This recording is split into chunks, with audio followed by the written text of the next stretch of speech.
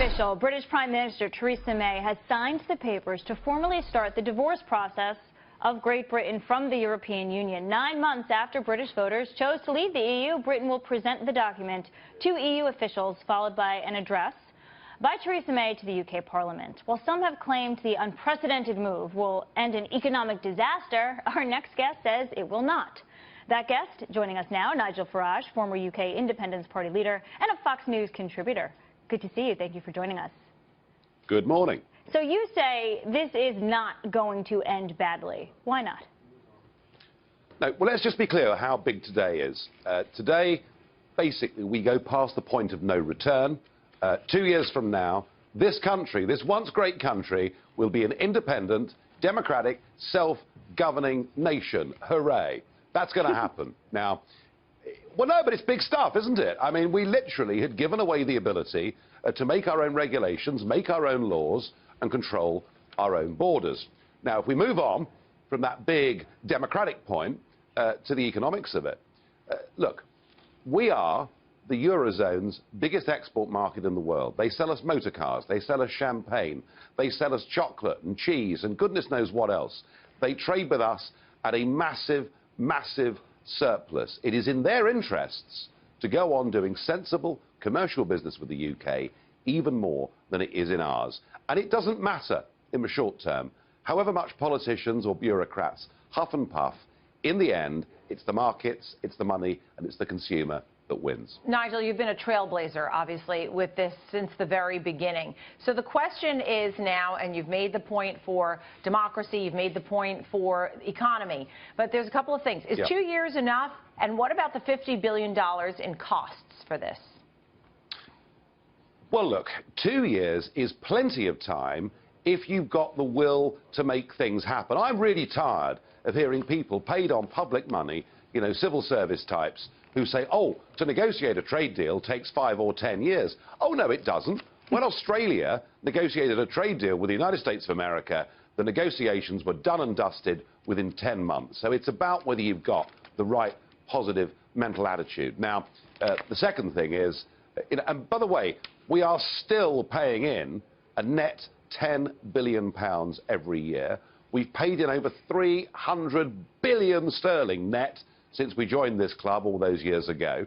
And now some of them are saying, oh, well, if you want to leave, you're going to have to pay us 50 billion euros as a parting shot. That is not going to happen. We may have a few very minor ongoing commitments, but no more than that. And look, you know, any negotiation, both sides start with a position. In the end, common sense will out. You know what I find unbelievable? When the vote first happened back in June, we thought the markets were going to fall off the cliff. We did see that the currency, that did certainly go lower, but confidence, GDP, all of these economic indicators in Great Britain are A-OK. Do you expect them to remain OK? Export growth is the highest it's been now for 10 years. The stock market, rather like yours in America, is through the roof and at all-time highs. Yes, sterling has fallen, but sterling entered a bear market, a falling market, back in July 2014. So sterling was falling well before Brexit, you know, was even on the agenda. Foreign and direct investment, for the figures we've got thus far for 2016, was 3 times higher than it was in 2015. And the negativity that we get from our politicians about Brexit, business is not taking that view. We are leaving behind a sclerotic, backward, over-regulated, outdated European Union that has given high unemployment across Europe, low growth rates, and we're rejoining the rest of the world, including, I hope in due course, a sensible trade deal with the USA. The world is now our oyster. So, sounds good to me, right? Let's see. Well, we have Theresa May making the statement to members of Parliament. Are there any surprises over the next week or so that could rattle the markets?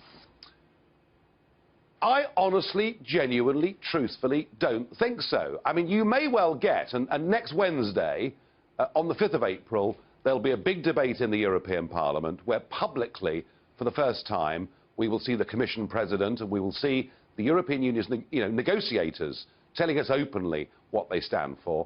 You may well get from them 1 or 2 negative comments that Britain can't have a trade deal without the free movement of people. But frankly, So next that's Wednesday. as bad as it Okay. gets. And let's just say That's you're next Wednesday, wrong. Let's just say you're wrong, Nigel.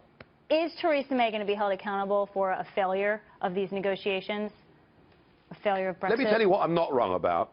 Let me tell you what I'm not wrong about and what I cannot be wrong about, and that is that it is right for this nation to govern itself, to make its own laws, to set its own tax rates, its own regulations for business, and to be an independent, free country. Do you know, whatever happens with the economy, and I'm very optimistic, but whatever happens with the economy, independence, liberty and freedom matter more than anything else in the world. Well said. We'd lost ours, and today we start getting it back.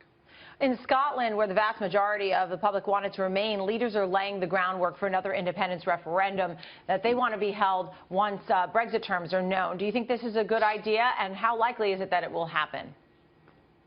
Well, there's one big change in the last 9 months, and it's this. 52% of us voted across the United Kingdom for Brexit. The opinion polls out this morning are showing that 69% now of the population accept the result, want the result, and are urging the government to get on and do it. So the majority in Scotland in favour of staying in the European Union is now much smaller than it was before, and I do not see any prospect of Scotland voting to separate from the United Kingdom. Nigel Farage, thank you so much for your time this morning. We'll be right back. Thank you.